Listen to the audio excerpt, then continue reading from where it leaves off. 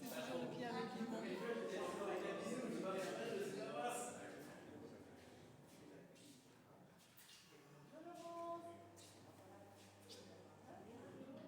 Dire bonjour quand même. Un tout petit cheveu. Oui, oui. Vous avez été sur une. Je vois ça sur Facebook quand vous êtes bei une ferme, Nein, nein, Refuge. Eine Berghütte. eine Ja. Berghütte, ja genau. Ja, wir sind Das macht ihr jedes Jahr. jedes Jahr Hüttenwarten sind wir da. Immer eine Woche. Habt ihr da Tiere? Immer Ende.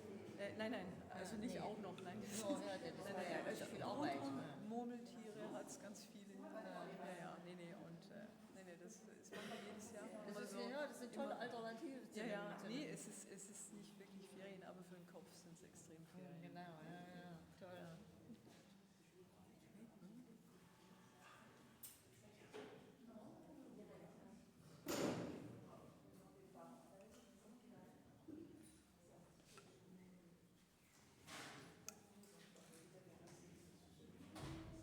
Donc, bonjour à toutes et à tous.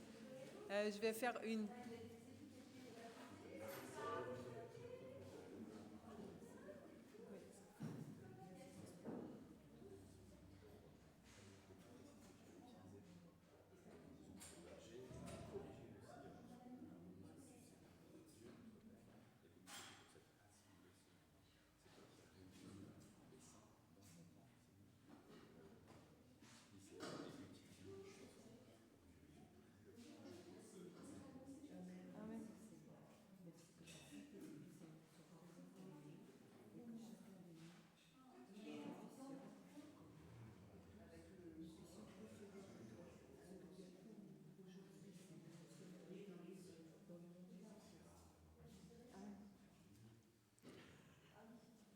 Ok. Donc, bonjour à toutes, bonjour à tous. Je suis ravie de vous voir. Chez moi, il y a toujours le piano qui manque, donc j'ai vraiment besoin de vos voix. Donc, comme à mon habitude, on va entonner quelques petites chansons de Thésée que vous connaissez déjà. Et pour introduire, je vais vous présenter une chanson que nous avons souvent chantée dans ma paroisse d'origine, en Allemagne du Sud. Peut-être tu connais. In deinem Haus bin ich gern, Vater. In deinem Haus bin ich gern, Vater. J'aime bien être dans ta maison, Père.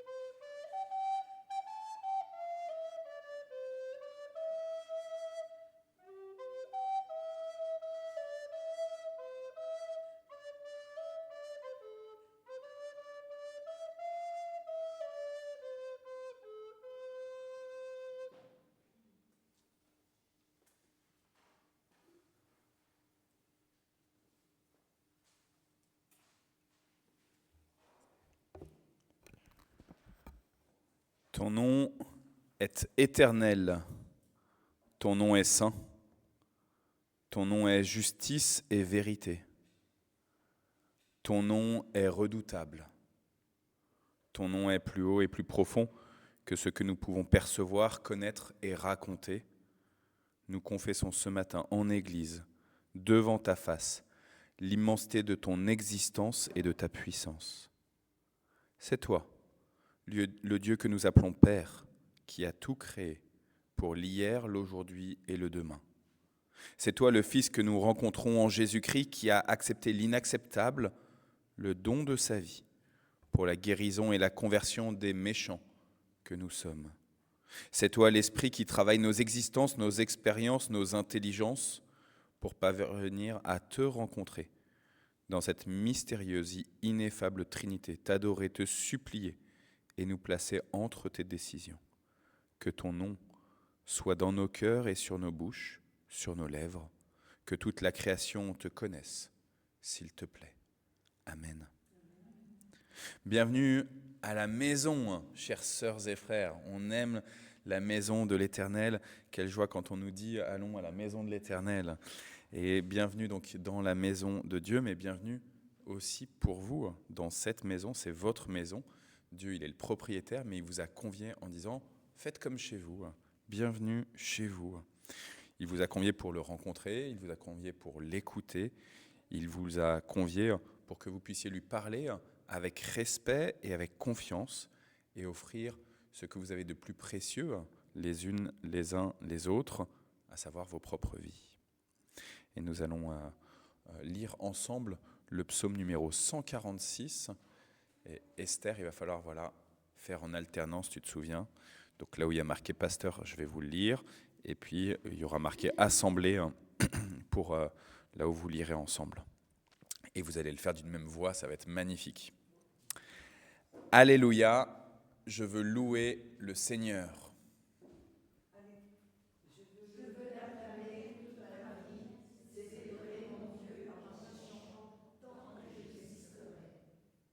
Ne comptez pas sur les gens influents, ce ne sont que des êtres humains, ils sont impuissants à sauver.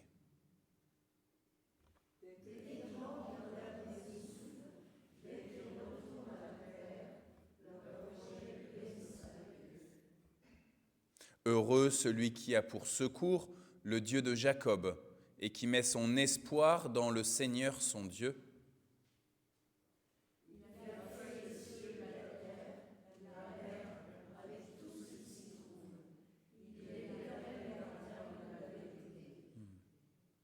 Il rend justice aux opprimés, il donne du pain aux affamés. Le Seigneur libère ceux qui sont enchaînés.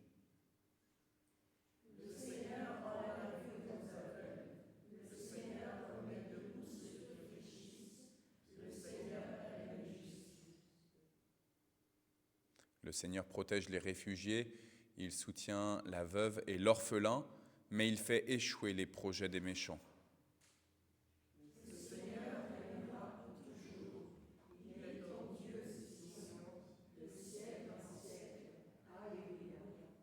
Amen. Voici le culte auquel je prends plaisir, dit le Seigneur. Brise les chaînes injustes, dénoue les liens de tous les jougs. Délivre ceux qu'on opprime. Mets fin à toute servitude. Partage ton pain avec celui qui a faim.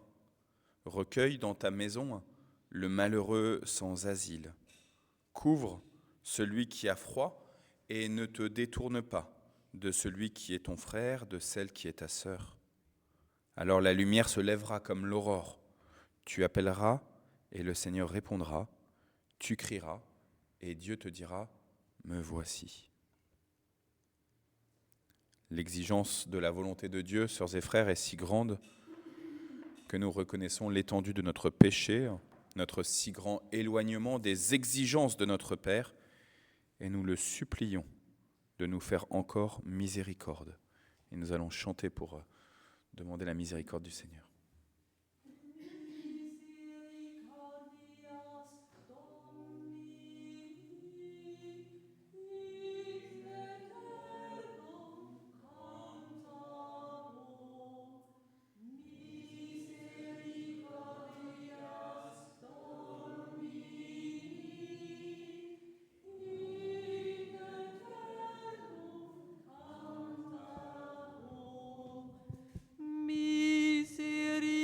Misericordias Domini in aeternum cantabo.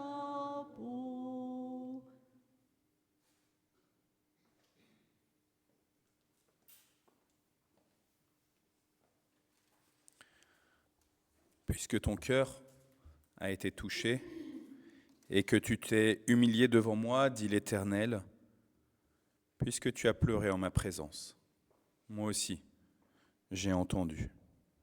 Ne crains point, car je t'ai racheté, je t'ai appelé par ton nom. Tu es à moi. Ne crains point, crois seulement. Amen. Alors, puisque nous n'ayons pas à craindre, hein, que nous ayons juste à nous confier en l'Éternel, et ben, on peut aussi le célébrer. Hein.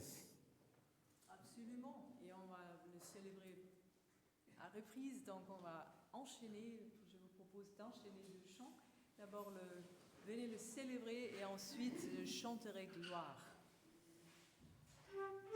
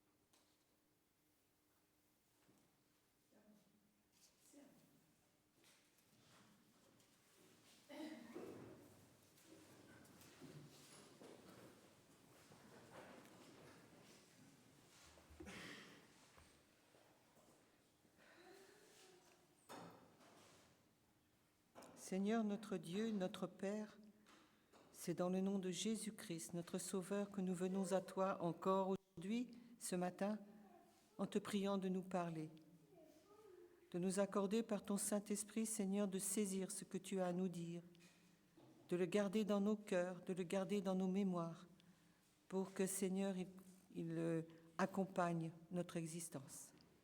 Merci, Seigneur, nous nous mettons à ton écoute.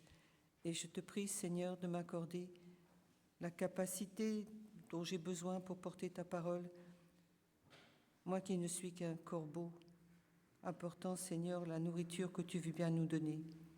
C'est dans le nom de Jésus-Christ que je te prie, Père. Amen. Bon. Wow. Ça s'est gonflé, l'Assemblée. Okay. Merci à vous tous. Alors, voici plus de 40 ans que le Saint-Esprit m'a révélé que le Seigneur Jésus-Christ était mon Seigneur et mon Sauveur. C'est une vie déjà, 40 ans. J'étais jeune alors et je commençais à lire la Bible et j'aimais vraiment les épîtres de Paul à Timothée. Parce que Timothée, c'était un jeune homme et parce que ces épîtres nous parlaient un peu de notre quotidien. Comment vivre notre quotidien de chrétien avec le Seigneur. Alors, ce matin, je vous propose justement un extrait de la première épître de Paul à Timothée. Il faut vous dire que c'est le texte du légionnaire, comment on appelle ça ? De lectionnaire. C'est-à-dire que toutes les églises réformées, beaucoup d'églises réformées, luthériennes et catholiques, lisent ce texte ce matin. Alors, Paul était en prison à ce moment-là. On est à peu près 35 ans après la résurrection du Seigneur. Et il écrit à celui qu'il appelait son enfant dans la foi. C'est-à-dire que Timothée avait été converti par son intermédiaire. Et on lit dans les Actes des Apôtres que Timothée donc avait souvent accompagné Paul dans ses voyages missionnaires. Là, Paul se trouve donc en prison et il écrit à Timothée qui est à Éphèse. On va donc lire la première épître de Timothée au chapitre 6, les versets 11 à 16, dans la version seconde. Pour toi, homme de Dieu, fuis ces choses et recherche la justice, la piété, la foi, la charité, la patience, l'amour. La douceur. Combat le bon combat de la foi. Saisis la vie éternelle à laquelle tu as été appelé et pour laquelle tu as fait une belle confession en présence d'un grand nombre de témoins. Je te recommande devant Dieu, qui donne la vie à toutes choses, et devant Jésus-Christ qui fit une belle confession devant Ponce Pilate, de garder le commandement et de vivre sans tache et sans reproche jusqu'à l'apparition de notre Seigneur Jésus-Christ, que manifestera en son temps le bienheureux et seul souverain, le roi des rois, le Seigneur des seigneurs, qui seul possède l'immortalité, qui habite une lumière inaccessible que nul homme n'a vue ni ne peut voir, à qui appartiennent l'honneur et la puissance éternelle. Amen. Donc souvenons-nous que là, nous sommes très peu de temps après la résurrection et le départ du Seigneur. Les églises sont toutes nouvelles et donc il y a un lieu de les enseigner, de leur enseigner la bonne doctrine. Paul va d'abord donner à Timothée donc un tas de règles, d'instructions pour les différentes catégories des chrétiens de ces églises. Il va d'abord, donc vous pouvez lire ça dans les chapitres précédents, il va d'abord donc donner des instructions pour les vieillards, pour les jeunes gens, pour les esclaves et pour leurs maîtres. Ensuite, il va plutôt s'adresser, dans ce passage, à Timothée du point de vue personnel, dans son attitude, dans sa foi. Il va l'interpeller d'abord, vous l'avez peut-être remarqué, d'une façon qui est très belle. Il va lui dire « Pour toi, homme de Dieu ». Là, il n'y a pas de, on n'hésite pas. Homme de Dieu, alors en grec c'est anthropos, ça veut dire que c'est humain, hein, c'est toi qui es à Dieu. Homme de Dieu, ça veut dire que Paul considère que Timothée est un homme de foi. D'ailleurs, il lui rappelle qu'il a fait une belle confession. Nous n'avons pas le texte de cette belle confession. Dommage, tu as raison, dommage. Et on pense que cette belle déclaration faite devant, il dit, de nombreux témoins, est peut-être bien cette confession de foi que faisait le baptisé. Au moment donc de son baptême, il témoignait de sa conversion et de sa foi avec une belle déclaration. Paul nous donne quand même une petite piste pour savoir ce qu'était cette déclaration en citant la belle déclaration que Jésus a faite devant Ponce Pilate. Vous savez que Ponce Pilate donc l'interroge et lui demande s'il est le roi des Juifs. « Es-tu le roi des Juifs ?» Donc ça, on peut le lire donc dans l'évangile de Jean, au chapitre 18, verset 36. Je ne vous ai pas mis tous les textes, mais je vous les lis. Donc, alors que Pilate lui demande « Ah, tu es donc roi ?» Jésus lui répond. C'est belle déclaration. Jésus lui répond « Tu le dis, je suis roi. Je suis roi. Je suis né et je suis venu dans le monde pour rendre témoignage à la vérité. Quiconque est de la vérité, écoute ma voix. » Voilà la belle déclaration de Jésus. C'est le fondement de la foi chrétienne. Le fondement de la foi chrétienne. Jésus, le Christ, est roi. Il dira lui-même, je suis le chemin, la vérité et la vie. La vérité. Ce fondement de notre foi doit d'abord être solidement établi dans ces nouvelles églises. N'oublions pas qu'on est au début donc de l'église. Donc il faut que cette foi, ce fondement soit établi, et c'est ce que Paul recommande donc à Timothée d'accomplir. J'ai commencé un petit peu par la fin, parce qu'au verset 13 à 16, les derniers versets que nous avons lus, Paul donc établit ce qu'est le fondement de notre foi. C'est un peu ce que nous déclarons tous les dimanches lorsque nous faisons notre déclaration de foi, vous savez, je crois. Alors, je vous le rappelle, ce qu'il dit. Il dira donc, Dieu a créé toutes choses. Dieu le Père est le Créateur. Ensuite, il dit, le Seigneur Jésus-Christ est le bienheureux et seul souverain. Un seul souverain. Il est le roi des rois, le Seigneur des seigneurs. On a un cantique d'ailleurs qui dit ça, roi des rois, Seigneur des seigneurs. Nous attendons son apparition et sa manifestation au temps approprié. Vous vous rappelez que dans notre confession de foi, nous disons « Il reviendra pour juger les vivants ». Il va revenir, et c'est ce que nous disons, ce que nous croyons. Il est le seul qui possède l'immortalité. Important. Quelquefois, on a l'impression, vous savez que je vais enterrer ma maman dans quelques jours. Quelquefois, on a l'impression que l'âme est immortelle. L'âme n'est pas immortelle. L'âme meurt, mais elle ressuscite. Notre espérance, c'est la résurrection pour la vie éternelle. Donc, le seul immortel, dit Paul, et c'est ce que nous professons, c'est Jésus-Christ. Il demeure dans la lumière dont on ne peut approcher et que personne n'a jamais vue ni ne peut voir.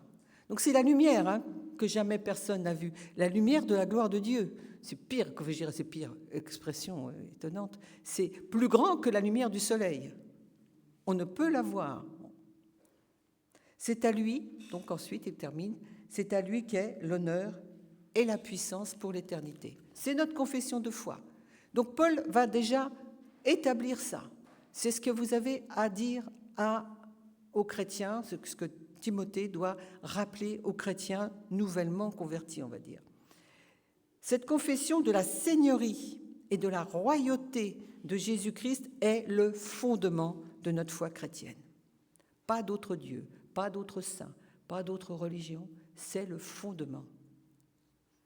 Voilà pourquoi Paul va continuellement insister pour que la vérité, la vraie doctrine soit prêchée. Et il va donc prévenir Timothée contre certains dangers pour lui, mais aussi pour tout chrétien. Il va d'abord commencer à l'exhorter à la fuite. Fuis ces choses. Alors, vous ne voyez pas les choses, mais si vous lisez les versets précédents, vous avez l'explication. Fuis ces choses. Alors, qu'est-ce que c'est que ces choses que doit fuir Timothée, mais je dirais aussi tout chrétien? Fuis les fausses doctrines. On est tout au début de la chrétienté, il y a déjà des fausses doctrines. Il y a déjà des messages qui tordent la parole. Fuis les disputes de mots. D'où naissent l'envie, c'est moi qui ai raison, les querelles, les calomnies, les mauvais soupçons, les vaines discussions. Ça. Mais aussi l'appât du gain, l'amour de l'argent. C'est insinueux ça. Hein. L'appât du gain, on dit, oh, moi je suis tranquille. L'amour de l'argent. À vrai dire, est-ce que ces choses n'existent plus aujourd'hui dans notre monde chrétien? Je vous laisse la réponse. On pourrait dire qu'elles sont malheureusement une gangrène, vous savez, quelque chose d'insinueux. Et elles corrompent toujours, et encore toujours, l'Église, avec des doctrines qui peuvent nous séduire. Alors, il doit fuir toutes ces mauvaises choses, mais il y a un autre acte, je dirais. Tu fuis, mais tu poursuis. La poursuite. Les belles choses que doit poursuivre Timothée, elles ne sont pas nouvelles. Là, donc, on voit tout de suite que le Seigneur lui demande d'être acteur, d'être actif. Ce sont ces belles choses, en fait, on peut les mettre en parallèle avec les bénédictions heureux que Jésus proclame dans son sermon sur la montagne. Vous savez que la parole, les choses ne sont jamais vraiment nouvelles, hein, elles se répondent, les paroles se répondent. Donc, qu'est-ce qu'il doit poursuivre? Poursuit la justice. Le mot de justice, hein, dans notre langage, on pense tout de suite à la cour de justice, aux tribunaux. Non. Là, la justice, c'est ce qui est droit pour Dieu, ce qui est conforme à sa parole. Poursuit la justice. Poursuit la piété. On n'a peut-être pas besoin qu'on vous l'explique. La piété, on va dire, c'est un fort attachement à Dieu. Hein. Et puis, c'est une bonne conduite, une conduite qui plaît au Seigneur. Poursuit la piété. Poursuit l'amour. Alors, l'amour agapé, hein, l'amour spirituel. L'amour que décrit Paul hein, dans sa première épître aux Corinthiens. C'est donc un amour spirituel qui provoque une bonne attitude, une bienveillance, des actes bons, et puis le pardon. Et ça va entraîner aussi la douceur et la patience. Bon, voilà déjà de quoi faire. Une poursuite, ça nécessite quand même un effort. Je ne sais pas si vous pensez. Donc, d'ailleurs, vous remarquerez dans les épîtres de Paul, Paul aime beaucoup utiliser les images du monde sportif. Donc là, on doit poursuivre. Une poursuite, on poursuit quelque chose. On poursuit quelque chose pour l'attraper. Et attraper quoi? Attraper un but. Il le dira dans d'autres lettres. Enfin, la course, elle n'est pas facile. Dans une course, on peut rater un virage, on peut tomber, on peut trébucher. Il va falloir repartir. Et puis, on va manquer aussi quelquefois de rattraper ce qu'on veut attraper. Il faut poursuivre la course, persévérer, parce que le terme « poursuite » suscite dans la poursuite, il y a une persévérance. Je dirais que la poursuite, c'est un peu une course de fond.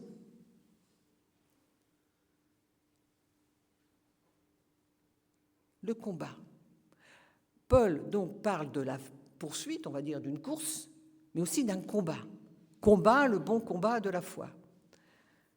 Le mot combat suggère un ou plusieurs adversaires. Il suggère aussi une bataille qui peut être violente, qui peut être dangereuse. C'est pourtant ce que Paul ordonne à Timothée. Combat. Combat contre quoi? Contre qui se battre? Alors, se battre, combattre, c'est peut-être pas une bonne attitude chrétienne, on dirait. Si vous vous rappelez des paroles de Jésus, justement dans ce fameux sermon sur la montagne, il n'incite pas vraiment à la bataille. Il demandera plutôt de ne pas résister, même de nous laisser abuser, de nous laisser frapper, de nous laisser insulter. Il dira même qu'on est béni quand on est comme ça. Heureux. Il dit au verset 39 à 41 du chapitre 5, le fameux chapitre 5 de Matthieu, « Moi, je vous dis de ne pas résister aux méchants. Si quelqu'un te frappe sur la joue droite, présente-lui aussi l'autre. » C'est pas tellement le combat, ça, sincèrement, c'est plutôt de se retrouver KO.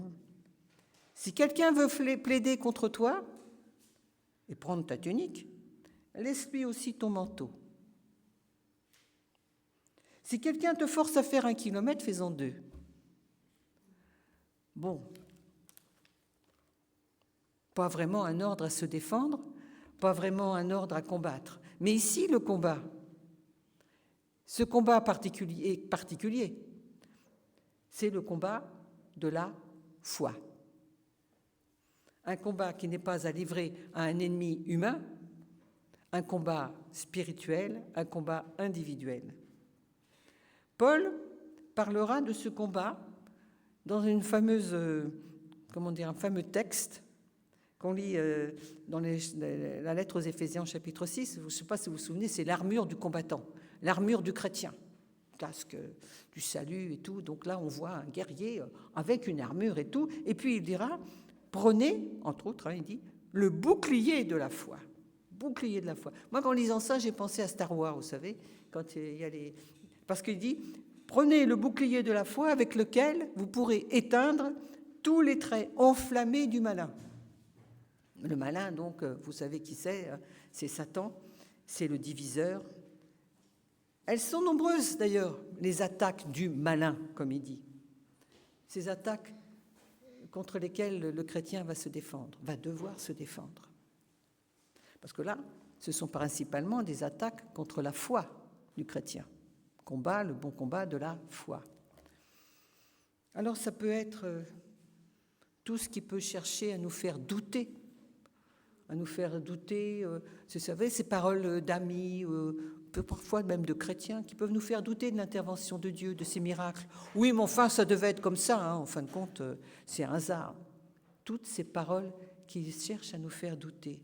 Ça peut être aussi des fausses doctrines, justement, on le disait, et elles sont nombreuses, ces doctrines inspirées par les tendances, les opinions du moment. Oh, c'est plus la même époque, les temps changent, on évolue. Vous savez, toutes ces paroles qui cherchent à nous démobiliser par rapport à la parole de Dieu. Et puis, il y a aussi des prédicateurs de mensonges, malheureusement, ça existe. Et puis, quelquefois, ils font du show, ils sont très, très populaires. Et ça peut être aussi une grande tentation. Et d'ailleurs, il y a aussi autre chose, c'est les pensées de découragement. Vous savez, dans les épreuves, on pourrait douter. Enfin, si ça vous est jamais arrivé, on pourrait douter quand Moi, j'ai souvent pensé, entre autres, à ces chrétiens persécutés qui peuvent se trouver en prison, quelquefois même, dans des époques passées, se retrouver sur un bûcher, dans des galères. Vous ne croyez pas que la tentation était grande de perdre sa foi? Ça a été aussi, je pense, une tentation pour Timothée, parce que lui aussi, il a vécu, comme tous les chrétiens de cette époque-là, des épreuves et des persécutions. Qu'est-ce qu'il a fait Jésus lorsque lui, il était tenté? Vous savez, dans le désert, on lit ça aussi dans l'évangile de Luc, chapitre 4. Il contre Il contre avec des paroles, la parole. Il est dit, dans la parole il est dit. C'est comme ça qu'on combat, avec le bouclier de la foi. C'est que quand l'ennemi, par des êtres humains ou par nos pensées, vient essayer de démolir notre foi, on s'accroche et on dit « il est écrit ». Et on n'est pas tout seul dans ce combat, parce que Jésus l'a déjà remporté. Jésus a déjà remporté le combat contre l'ennemi, contre le diable. Donc, on peut aussi, dans ces périodes de grande tristesse, d'accablement ou de tentation, invoquer le secours du Saint-Esprit. C'est lui qui a déjà combattu, qui va combattre avec nous. Combat le bon combat. Et puis, voilà, on est toujours dans ce domaine sportif. Saisir le prix de la course. Parce que dans les stades, on a vu les Jeux Olympiques, en ce moment il y a les championnats du monde d'athlétisme, je crois. Ils courent les sportifs, ils combattent. Pourquoi? Pour un prix, pour une médaille, qu'ils espèrent une médaille d'or. On court pour un prix. Et quel est le prix de la course que Paul annonce à Timothée? C'est énorme. On le lit aussi dans l'épître aux Corinthiens, l'épître à Philippe, aux chrétiens de Philippe, chapitre 3. Je vous lis. « Oubliant ce qui est en arrière, me portant vers ce qui est en avant », c'est sûr que pour courir, il vaut mieux aller vers l'avant, hein, je cours vers le but pour remporter le prix. Qu'est-ce que c'est ce prix? Le prix de la vocation céleste de Dieu en Jésus-Christ. La Bible Tob traduit « en vue du prix attaché à l'appel d'en haut que Dieu nous adresse en Jésus-Christ. » La vocation céleste, l'appel d'en haut. Et donc, dans cet épître à Timothée, il explique que cette vocation céleste en Jésus-Christ, c'est la vie éternelle. Nous sommes appelés à la vie éternelle. C'est grand, c'est énorme, on a un peu de mal à s'en saisir. Vie éternelle avec Dieu qui est lui-même éternel. Et cette œuvre, cette course, donc elle se fait parce que Jésus-Christ nous a sauvés, parce que nous sommes, accompagnés, aidés par le Saint-Esprit et la parole de Dieu. Dieu nous appelle, donc, il nous appelle à cette vocation céleste. Quelle est notre réponse? Et puis qu'est-ce qu'elle implique? Qu'est-ce que ça veut dire? Notre vie de chrétien n'est pas un long fleuve tranquille, dans lequel on serait là paresseusement installé dans une barque au gré du courant, avec une petite brise légère qui nous amènerait jusqu'à la fin de la course. Pas du tout, pas du tout. Il y a de nombreux obstacles dans notre vie de chrétien, vous le savez tous. Il y a des courants perfides qui peuvent nous faire perdre la bonne route. Il y a des tempêtes, il y a des rochers, il y a un tas de choses dans notre vie.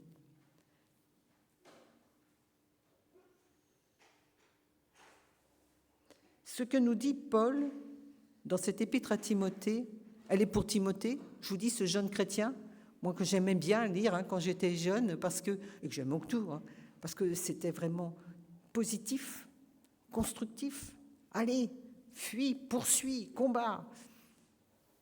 Il n'y a pas besoin d'être jeune pour recevoir ça. Et puis, ce n'est pas, attention, ce n'est pas une leçon de morale.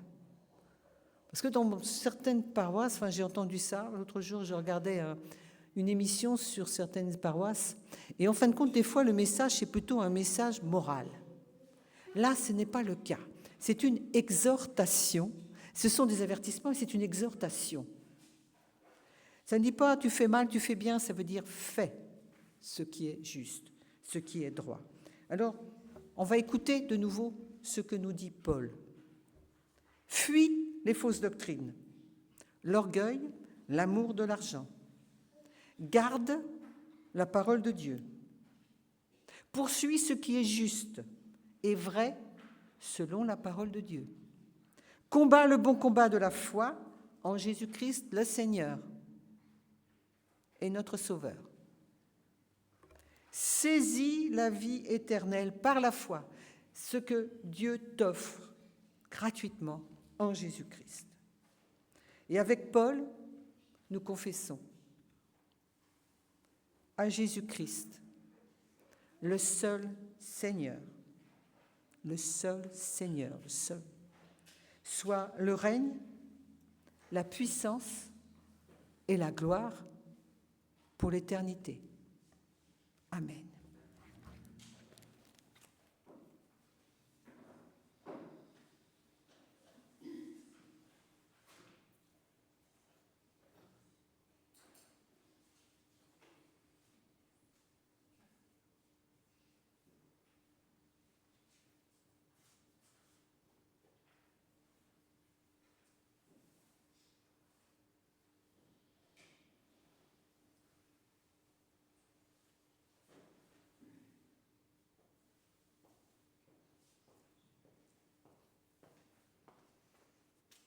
Merci beaucoup, Marie-Christine. Donc, louons l'Éternel.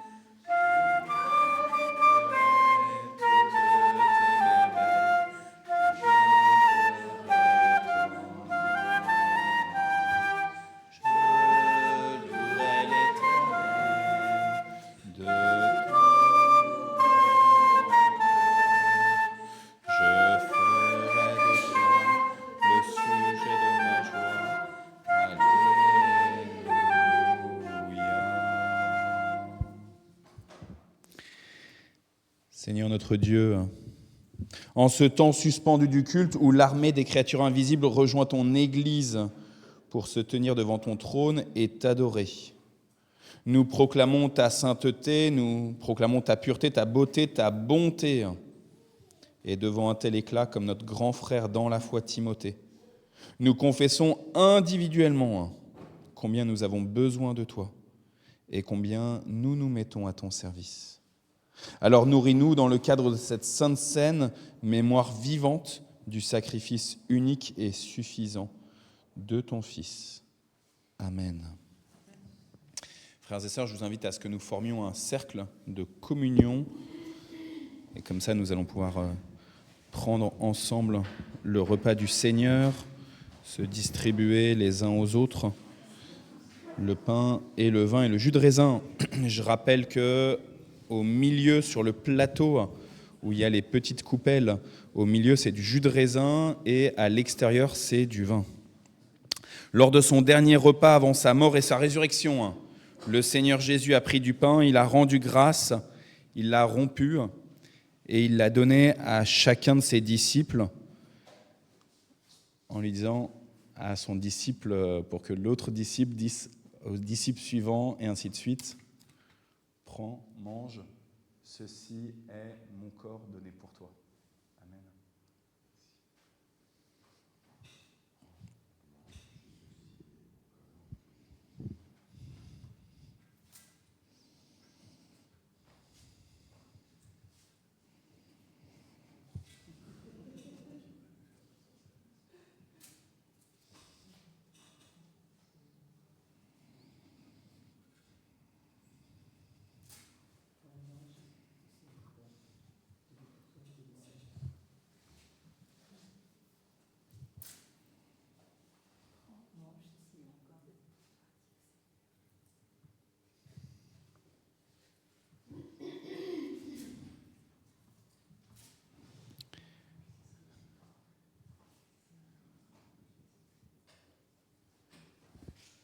Et à la fin du repas de Pâques, il a pris la seconde coupe, il l'a élevée, il a également rendu grâce à son Père et notre Père, et il l'a donnée à chacun de ses disciples pour que chacun puisse donner à son tour aux disciples suivants.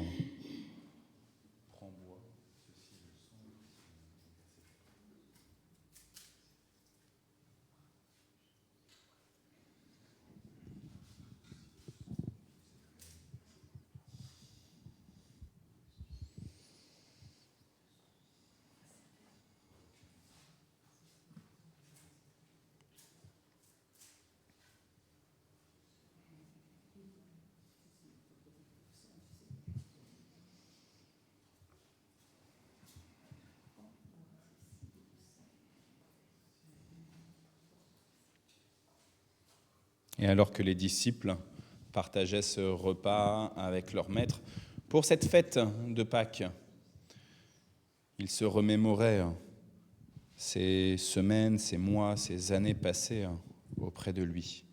Et ils revivaient ces événements. Et ils confiaient au Père Céleste leurs projets, mais aussi leurs défis. Ils confiaient certainement aussi les routes de ceux qu'ils avaient croisés, ceux qui étaient leurs amis,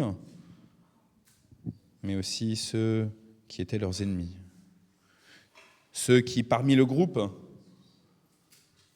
avec lesquels ils avaient des affinités, et ceux qui, parmi le même groupe, avec lesquels ils avaient plutôt des animosités.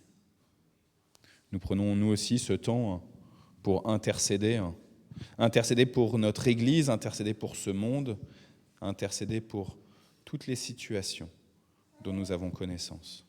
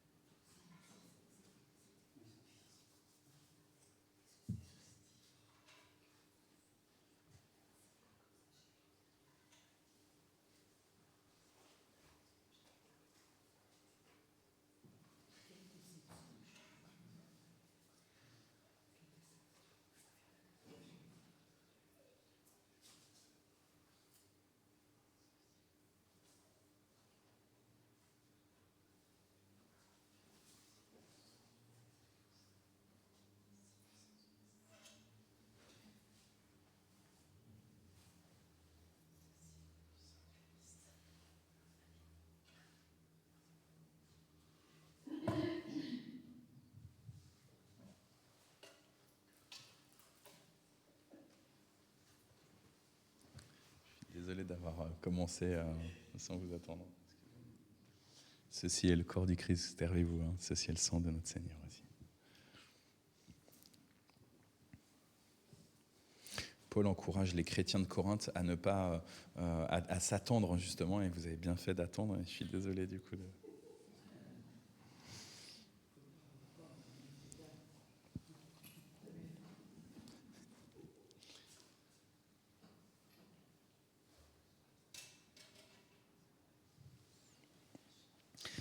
Et pendant que le plateau repasse pour récupérer les petits verres, je vous invite à ce qu'ensemble, nous disions dans le cœur à cœur à notre Père et le Père du Seigneur Jésus-Christ. Évidemment, c'est par le Seigneur Jésus-Christ qu'on peut appeler Dieu notre Père. Je vous invite à ce que nous disions justement la prière que le Seigneur a donnée à ses disciples. Notre Père qui es aux cieux, que ton nom soit sanctifié, que ton règne vienne, que ta volonté soit faite sur la terre comme au ciel. Donne-nous aujourd'hui notre pain de ce jour. Pardonne-nous nos offenses, comme nous pardonnons aussi à ceux qui nous ont offensés. Et ne nous laisse pas entrer en tentation, mais délivre-nous du mal, car c'est à toi qu'appartiennent le règne, la puissance et la gloire, au siècle des siècles. Amen.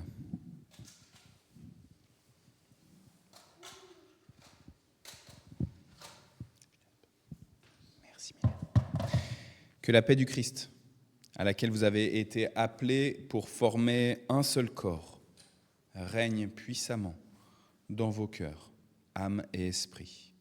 Soyez bénis au nom du Père, du Fils et du Saint-Esprit. Amen.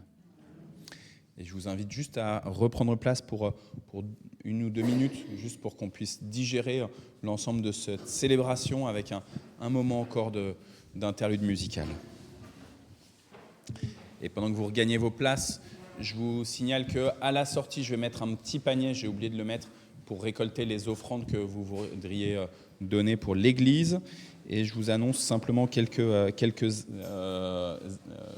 événements pour les jours à venir.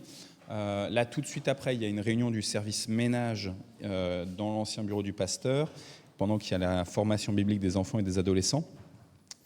Il y a les activités habituelles, le groupe de prière, les cultes du jeudi, etc. Je vous signale que notre sœur Marie-Christine, qui a perdu sa maman il y a une semaine, va procéder à la cérémonie d'obsèques, va accompagner son papa avec son frère aussi. Ils vont accompagner sa maman dans sa dernière demeure. Ça se passera ce mercredi à 14h30 à la collégiale de Mantes-la-Jolie. Donc si vous voulez venir entourer notre sœur Marie-Christine, je pense que vous êtes les bienvenus. N'hésitez pas à aller la voir à l'issue du culte. La semaine prochaine, il y a aussi plusieurs réunions de prière en dehors de celle du mardi. Il y a les enseignants qui se retrouvent mercredi pour leur réunion de prière. Ça sera à 18h au temple. Il y a les soignants qui se retrouvent samedi de la semaine prochaine à 18h. 18h, j'ai noté, c'est ça, 18h. Voilà, et puis évidemment le conseil presbytéral qui tient séance, etc. Et une dernière encore annonce pour vous tous. Il y a quelques affiches sur le tableau là-bas, notamment le forum des attestants qui aura lieu le 11 octobre à l'église du Marais, à côté de Bastille, sur la thématique « L'église, un îlot de dialogue dans un monde de conflits ». C'est toute la journée du samedi 11 octobre. Je vous encourage vivement à venir. Il faut vous inscrire. On peut y aller ensemble. Moi, j'y serai. Je serai ravi d'y aller avec vous. Que le Seigneur vous bénisse.